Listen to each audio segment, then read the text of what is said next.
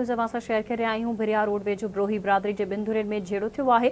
गोली लॻण सबबि पीरसन क़तल थी वियो आहे। ॻोठ लाल बख्श ब्रोही में ज़मीन जे तकरार तां झेड़े दौरान फायरिंग कई वई। फायरिंग में पीरसन जुमो ब्रोही मारिजी वियो। पुलिस क़तल में मुलविस हिक जवाबदार खे गिरफ़्तार करे वरितो। मक़तूल जो लाश अस्पताल मुंतक़िल करे छॾियो आहे। अहम ख़बर असां शेयर कयूं पिया। भिरिया रोड वेझो ब्रोही बिरादरी जी ॿिनि धुरियुनि में झेड़ो थियो आहे। गोली लॻण सबबि पीरसन क़तल थी वियो। ॻोठ लाल बख्श ब्रोही में ज़मीन जे तकरार तां झेड़े दौरान फायरिंग कई वई। फायरिंग में पीरसन जुमो ब्रोही मारिजी वियो।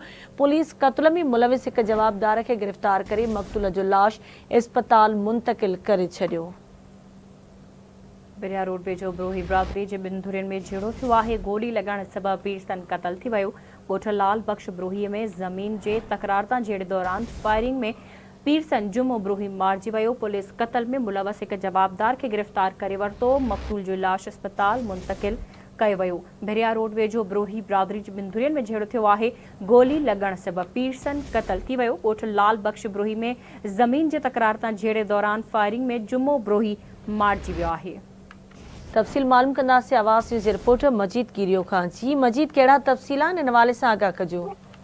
जी बिल्कुल, भिरिया रोड भरिसां ब्रोही बिरादरी जे ॿिनि धुरियुनि में झेड़ो थी पियो। फायरिंग सबबि गोली लॻण करे हिकु ॼणो ज़ख़्मी थी पियो आहे, हिकु ॼणो फौती पियो आहे, जॾहिं त ॿ ॼणा सख़्तु ज़ख़्मी थी पिया आहिनि, जिन खे भिरिया सिटी अस्पताल दाख़िल कयो वियो आहे।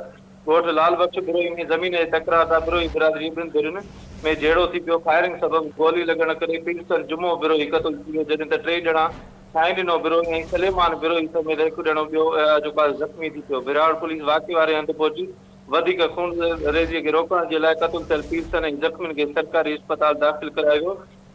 ज़ख़्मियुनि जे वारसनि सलेमान ब्रोही ऐं ॿियनि ॿुधायो त ज़मीन असांजी हुई, असां ज़मीन ते वियासीं त ओचितो हथियार बंदनि सिद्दीक़ ब्रोही ऐं इस्माइल ब्रोही वारनि सिधियूं गोलियूं हलायूं, जंहिं सबबि असांजो पीरसन जुमो ब्रोही खे मथे में गोलियूं लॻण सबबि हू जेको आहे क़तल थी वियो। एसएचओ नादिर ख़ासकरी ॿुधायो त तकरारी ज़मीन ते पुलिस मुक़ररु कई आहे। ज़ख़्मी ऐं फौतीअ खे जेको आहे मेडिकल लेटर ॾियण बाद अस्पताल मोकिलियो आहे। ज़रूरी कार्रवाई बाद लाश वारसनि हवाले कयो वेंदो ऐं जल्द जांच करे जेको आहे सो कातरनि खे गिरफ़्तार कयो वेंदो। जी ठीकु आहे मजीद, तव्हांजी महिरबानी अपडेट करण।